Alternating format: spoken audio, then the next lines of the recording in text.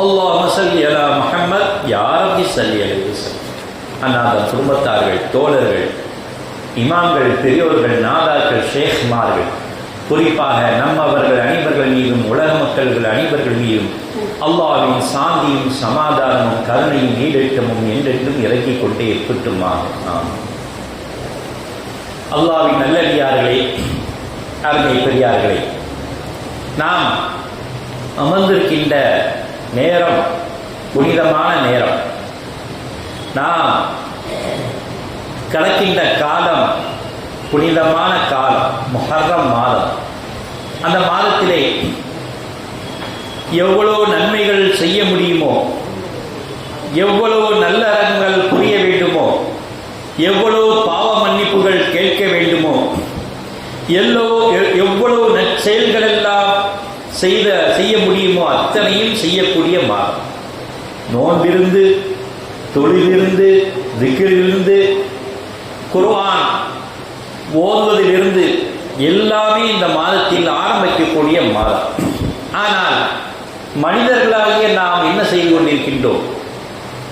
துன்யா துன்யா என்று ஓடிக்கொண்டிருக்கின்றோம். துன்யா துன்யா என்று வாழும் மனித கோடிகள், மறுமையை மறந்த மனித கோடிகள், நன்மையை தீமையை பிரிக்க தெரிந்த ஜென்ம கோடிகள், நன்மையின் பக்கமே நேரம் ஒதுக்காத உயிர் கோடிகள், பாங்கொலி கேட்டால் படுத்திருந்தும் பக்த கோடிகளாக, பள்ளிவாசலுக்கு நேரம் ஒதுக்க முடியாத முஸ்லிம்களாக நாம் வாழ்ந்து கொண்டிருந்தோம் என்றால் நிச்சயமாக இதுவல்ல இஸ்லாத்துடைய மார்க்கம், இதுவல்ல புனிதமான வழிமுறைகள். நாம் எதற்காக படைக்கப்பட்டோம்? துன்யாவில் சொகுசாக வாழ்வதற்கா? துன்யா வேண்டும். ஒரு நாணயத்துக்கு 2 பக்கம் இல்லை என்றால், ஒரு பக்கம் இல்லை என்றால் அது செல்லாது. ஒரு ரூபாய் நோட்டை எடுத்துக்கொண்டு ஒரு பக்கம் தான் 5 ரூபாய் இருக்கு, மறுபக்கம் இல்லை என்றால் செல்லாது என்று சொல்லிவிடுவார்கள். அதே போல்தான் இந்த உலகத்தில் மட்டும்தான் சம்பாதித்து சுகமா வாழ்ந்தேன் என்று சொன்னால் மறுமையில் நம் வாழ்க்கை செல்லாது. இம்மை கொண்ட தேவையும் நாம் நிறைவேற்ற வேண்டும், மறுமை கொண்ட தேவையும் நாம் நிறைவேற்ற வேண்டும். 2 தேவைகள் இருந்தால் தான் இரு உலகத்திலும் நாம் செல்லக்கூடிய காசாக, செல்லக்கூடிய அமலாக நாம் வாழ முடியும். இல்லை என்றால் செல்லாத காசாக குப்பை தொட்டியில் போடுவதைப் போல நாம் என்ன தொட்டியில் எல்லாம் போடுகின்றானோ என்று அவனுக்கு தான் வெளிச்சமாக இருக்கின்றது. அதை விட்டு நாம் பாதுகாப்பு தேட வேண்டும். ஏனென்றால் இறைவனை நாடு, இறைவனை முழுமையாக நாடு என்றுதான் நம்முடைய கொள்கையாக இருக்க வேண்டும். இறைவனை நாடுவோம், இறைவனை அதிலும் முழுமையாக நாடுவோம். இந்த ஒரு கொள்கையில் நாம் வாழக்கூடிய மனிதர்களாக இருக்கின்ற நாம் இங்கு எப்படி வாழ்ந்து கொண்டிருக்கின்றோம் என்பதை நாம் உள்ளம் தொட்டு நாம் தெளிவுபடுத்த நினைத்து பார்க்க வேண்டியிருக்கிறது. ஏனென்றால் ஜும்மா தொழுகை வருவதற்கு கூட நேரம் இல்லாமல், பயான் முடிந்து இமாம் தக்பீர் கட்டக்கூடிய நேரத்திலே ஓடோடி வந்து தக்பீர் கட்டி அதுக்கு 2 நிமிஷம் ஒதுக்கின்ற நேரம், காலம் முழுவதும் அல்லாஹ் தஆலா உழைக்கக்கூடிய நேரத்தை ஒதுக்கி என்னை வணங்க 1/2 மணி நேரம் ஒதுக்கக்கூடாதா என்று கேட்கக்கூடிய அளவுக்கு நாம் வாழ்ந்து கொண்டிருக்கின்றோம். யாருக்காக வாழ்கின்றோம்? தனக்காக, தன் குடும்பத்துக்காக மட்டுமா? நிச்சயமா இல்லை. இறைவனுக்காகவும் நாம் வாழ வேண்டும். ஏனென்றால் அது நேரம் கூட ஒடுக்க முடியவில்லை என்றால் இறைவன் மீது நம்ம மீது கோபமா, இறைவன் மீது கோபமா இருக்கின்றோமா? தெரியவில்லை. அல்லது பள்ளிவாசல் மீது, இந்த பள்ளிவாசல் மீது கோபமா? தெரியவில்லை. இந்த பள்ளிவாசலில் வழிநடத்தக்கூடிய இமாம்கள் மீது கோபமா? புரியவில்லை. இதெல்லாம் கோபப்பட்டு நமக்கு ஆக போவதும் இல்லை. இறைவன் மீது கோபப்பட்ட சொர்க்கத்தை கொடுத்துருவானா? பள்ளிவாசல் மீது கோபப்பட்ட சொர்க்கத்தை கொடுத்து விடுவானா? இமாம்கள் மீது கோபப்பட்டால் நிறைய நன்மையை வாரி தருகிறேன் சொல்லிவிடுவானா? நிச்சயமா இல்லை. அது புரியாத புரிதலாக வாழ்ந்ததாகத்தான் இருந்து கொண்டிருக்கின்றன. அப்படிப்பட்ட வாழ்க்கையை நாம் மாற்றிக்கொள்ள வேண்டும். மறுமையும் வாழ வேண்டும். அதுதான் ஒரு நாணயத்துக்கு 2 பக்கமும் வேண்டும். அப்பொழுதுதான் நாம் நாணயமாக வாழ்ந்தோம் என்று அல்லாஹ்விடம் பெயர் எடுக்க முடியும். நீ நாணயம் இல்லாமல் வாழ்ந்து விட்டாய் என்று சொன்னால் என்ன அர்த்தம்? ஒரு பக்கம் தான் வாழ்ந்தார். இந்த உலகத்தில் மட்டும்தான் வாழ்ந்து கொண்டிருந்தாய். என்னை நினைக்க உனக்கு நேரம் இல்லை. 24 மணி நேரம் ஒரு நாளைக்கு நான் நேரம் ஒதுக்கினேன். அதிலே 25 நிமிடம் கூட எனக்கு ஒதுக்க உனக்கு நேரம் இல்லை என்று அல்லாஹ் கேட்டா என்ன பதில் சொல்வது? சுபஹ் தொழுகையிலிருந்து 5 நிமிஷம் தொழு இல்ல 10 நிமிஷம். ஒவ்வொரு வக்துக்கும் பாருங்க, அரை மணி நேரம் மிஞ்சி போனா எல்லா வக்தையும் கூட்டி கழிச்சு பார்த்தா அரை மணி நேரம் தான். இந்த அரை மணி நேரம் கூட ஒதுக்க நேரம் இல்லை. ஜும்மாவுக்கு கூட நான் கடைசி நேரத்தில் தான் வந்து தலையை காட்டி தொழுது விட்டு கடமைக்கு செய்வோம் என்று சொன்னால், அதே போல அல்லாஹ்வும் கடமைக்கு உங்களுக்கு செய்கிறேன் என்று சொன்னால் நம்முடைய நிலைமை நிச்சயமாக அது ரொம்ப மன வருத்தத்துக்குரிய விஷயமாகத்தான் இருந்து கொண்டிருக்கிறது. ஏனென்றால் பெருமானார் ரசூலுல்லாஹி ஸல்லல்லாஹு அலைஹி வஸல்லம் சொல்லி காட்டினார்கள், பள்ளிவாசல் என்பது நன்மையை பெருக்கக்கூடிய வாசல், நன்மையை அதிகரிக்கக்கூடிய வாசல். நீங்கள் எத்தனை நிமிடங்கள் பள்ளிவாசலில் அதிகமாக இருக்கின்றீர்களோ அத்தனை நன்மைகளை பெற்று செல்வீர்கள் என்று பெருமானார் ரசூலுல்லாஹி ஸல்லல்லாஹு அலைஹி வஸல்லம் சொல்லி சென்ற வாக்கு. அந்த நன்மையெல்லாம் வேண்டாம், பள்ளிவாசலை விட்டு எவ்வளவு விரைந்து ஓடுகின்றோமோ அதுதான் எங்களுடைய இதை நிலைமையாக இருக்கின்றது என்று சொன்னால் நன்மையை சூற போடுகின்றோம். அதுக்கு அழகான உதாரணம் பெருமானார் ரசூலுல்லாஹி ஸல்லல்லாஹு அலைஹி வஸல்லம் சொல்லி காட்டினார்கள்.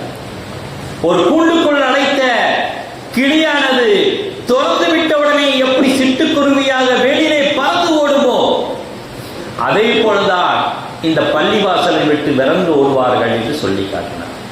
நல்லோர்கள், இபாதத் செய்யக்கூடியவர்கள், நன்மையை பெருக்கக்கூடியவர்கள், நன்மை என்று கலியாக இருக்கக்கூடியவர்கள், அல்லாஹ்வை நினைத்து அனுதினமும் நினைத்து நீதான் எனக்கு சரணாகதி என்று நினைப்பவர்கள் தண்ணீர் விட்ட மீனை போல அதை எடுத்து வெளியில ஓட்டா துடிக்கும்.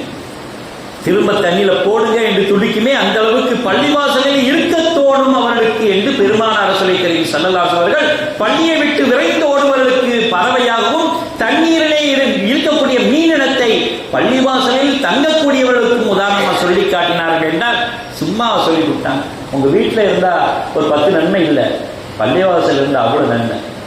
பொழுதுனைக்கு பள்ளிவாசல் இல்லை, தொழுகையுடைய நேரத்தில் கூட முன்கூட்டியாக வந்து தொழுகை முடிக்கின்ற வரை, தஸ்பீஹை ஓதுகின்ற வரை, துஆ ஓதுகின்ற வரை, சுன்னத்து தொழுகின்ற வரை நீங்கள் தொழுது பள்ளிவாசல் அமர்ந்து நன்மையை தேடிக் கொள்ளுங்கள் என்றுதான் பெருமானார் ரசூலுல்லாஹி ஸல்லல்லாஹு அலைஹி வஸல்லம் சொல்லி காட்டினார்கள் என்றால் எந்த அளவுக்கு நாம் வாழ்க்கையை வீணடித்துக் கொண்டிருக்கின்றோம் நன்மை இல்லாமல் என்பதை நாம் புரிந்து கொள்ள முடிகின்றது. மற்றொரு விஷயமாக, ஒரு முதலாளியிடம் வேலை செய்கின்றோம், சும்மா உட்கார்ந்து எனக்கு சம்பளம் தாங்கன்னா தரமாட்டான். தருவாங்களா? சும்மா உட்காந்துட்டு காலையிலிருந்து 9 மணிலிருந்து சாயங்காலம் உட்கார்ந்து சம்பளம் தான், வேலை செய்ய. அதே போல் அல்லாஹ்விடம் நான் ஒண்ணுமே நன்மை செய்யல, வேலை செய்யல, எனக்கு சொர்க்கத்தை தாயின்றா இந்த அவனை எப்படி தருவான்? ஏதாச்சும் செய்யலவா? பள்ளிக்கூடம் நேரத்தோடு போக நம் முடிகின்றது. ஏனென்றால் கல்வியை இழக்க நேரிடும் முக்கியமான காரணம். தொழிற்சாலைக்கு நேரமாக செல்ல முடிகின்றது. ஏனென்றால் வருமான இழப்பு ஏற்பட்டுவிடும், முக்கியமான காரணம். தொழில் வியாபாரம் நேரத்தோடு செய்கின்றோம், இல்லை என்றால் வாடிக்கையாளர்களை இழக்க நேரிடுகின்றது, முக்கியமான காரணம். இதை போல பள்ளிவாசலுக்கு நேரத்தோடு வந்து கொஞ்ச நேரம் அமர்ந்து கொண்டு அமல்களை செய்தால் மறுமை வாழ்க்கை வெளிச்சமாகுமே.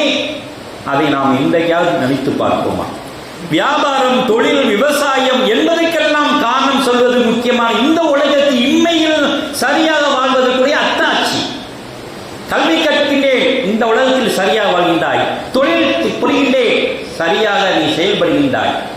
வியாபாரம் செய்கின்றேன், சரியாக செயல்படுகின்றாய். எல்லா வேலைகளும் செய்கின்றேன், அழகான முறையில் இம்மையை கழிக்கின்றாய். ஆனால் மறுமைக்குண்டான தேவையை எவ்வாறு கழிக்கின்றோம் என்பதை பார்க்கும் பொழுது நிச்சயமாக அங்கே பூஜ்யமாகத்தான் இருந்து அல்லாஹ் தஆலா எவ்வளவு மன வேதனை நிலையில் இந்த ஆயத்தை சொல்லி காட்டுகின்றார். இந்த ஆயத்திலே அல்லாஹ் மிக வேதனையாக சொல்லி காட்டினான். வலக்கது தரஐனா லி ஜஹன்னம கஸீரம் மினல் ஜின்னி வல் இன்ஸ். நிச்சயமா நாம் ஜின்களிலிருந்தும் மனிதர்களிலிருந்தும் அனைவரை நரகத்திற்கு கொண்டு செல்ல போகின்றோமே என்று ஆதங்கத்தோடு சொல்லி காட்டினார்.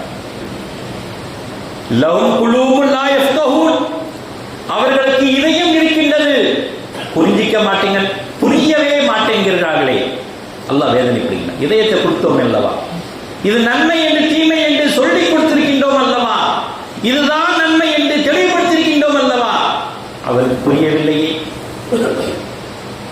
வலஹும் அயூனுன் லா யுப்சிரூன், கண்கள் இருக்கின்றன, சரியான முறையில் பார்க்கவில்லையே, உணர்ந்து பார்க்கவில்லையே, ஆதங்கப்படுகின்றன. வலஹும் ஆதானுன் லா யஸ்மஊன், காதுகள் இருக்கின்றன, நன்மையான விஷயங்களை அவர்கள் கேட்கவில்லையே, அல்லாஹ் ஆதங்கப்படுகின்றார். உலாயிக கல் அன்ஆம் பல்ஹும் அலந்து உலாயிக ஹுமுல் காஃபிலூன் சொல்லி முடிக்கின்றார். இவர்கள்லாம் யார் என்று தெரியுமா?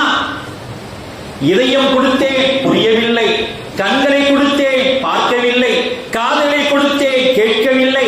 இவர் யார் தெரியுமா? கால்நடைகளை போட வருவர்கள் சொல்லிட்டு அல்லாஹ் என்ன சொல்றான்? அல்லாஹ் ஏன் கால்நடையை ஏன் கேவலப்படுத்தணும், அதை விட மோசமானவர்கள் என்று சொல்லி முடிக்கின்றார். இவர்களை எப்படி முடிக்கின்றார்?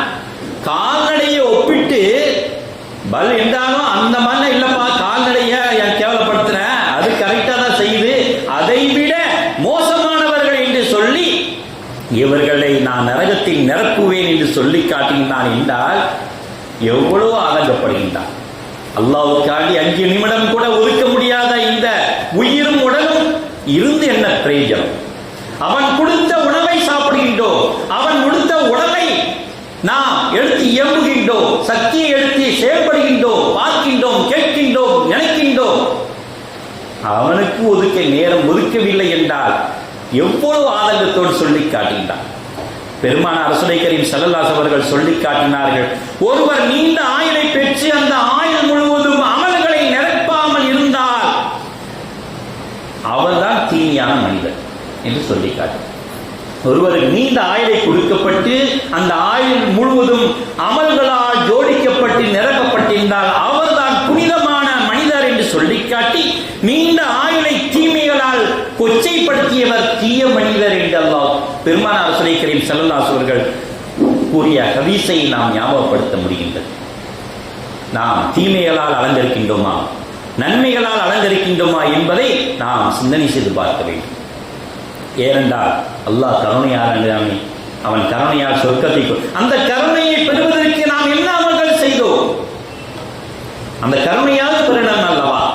அல்லாஹ்வின் கருணையை பெறுவதற்கு யா அல்லாஹ் என்னென்ன வேலையை நான் செய்தேன், அமல்களை செய்தேன்.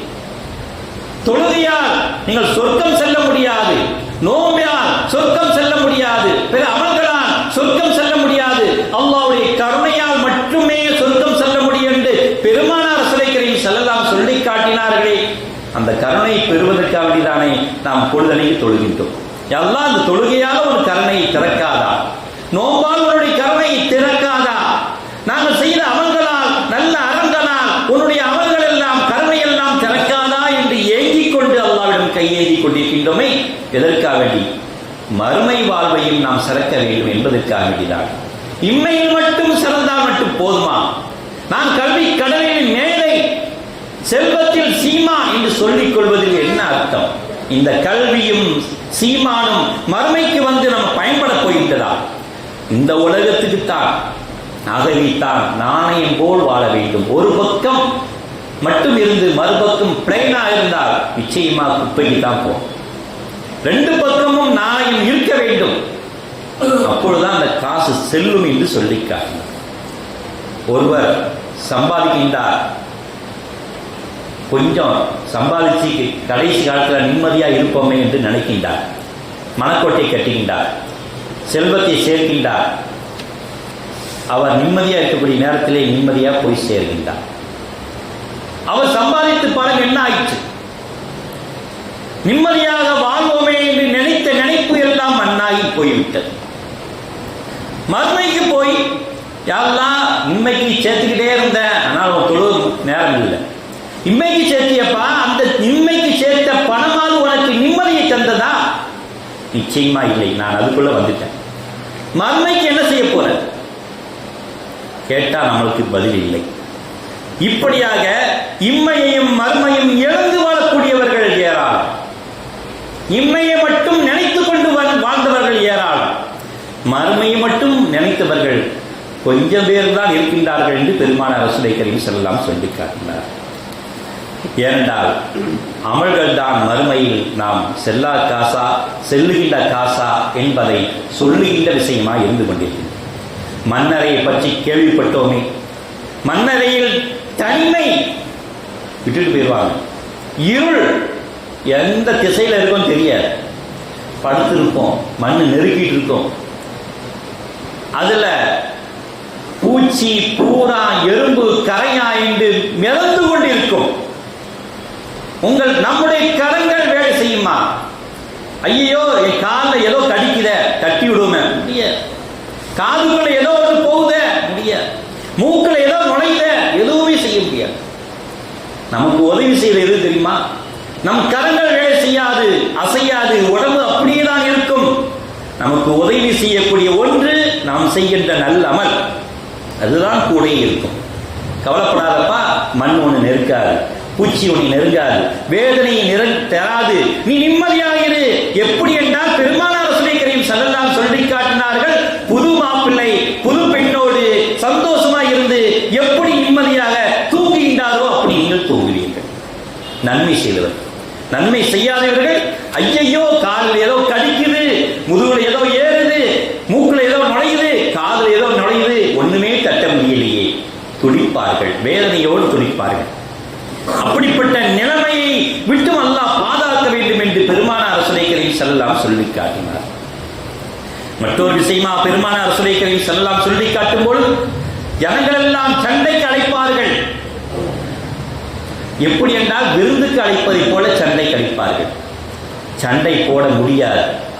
எப்படிப்பட்ட சமுதாயம் இந்த உலகத்திலேயே பெரும் சமுதாயமாக இருக்கும்.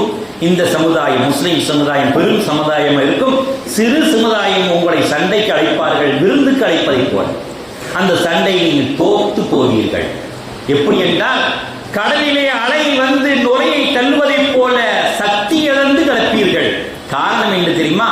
உலக மாயம், உலகமே எனக்கு கெதி, இதுதான் என் வாழ்க்கை என்று ஓடோடி கொண்டிருக்கின்றோம். அல்லாஹ்வை மறந்து 313 சஹாபாக்கள் வெற்றி கண்டார்கள் என்றால் அவருடைய ஈமான்.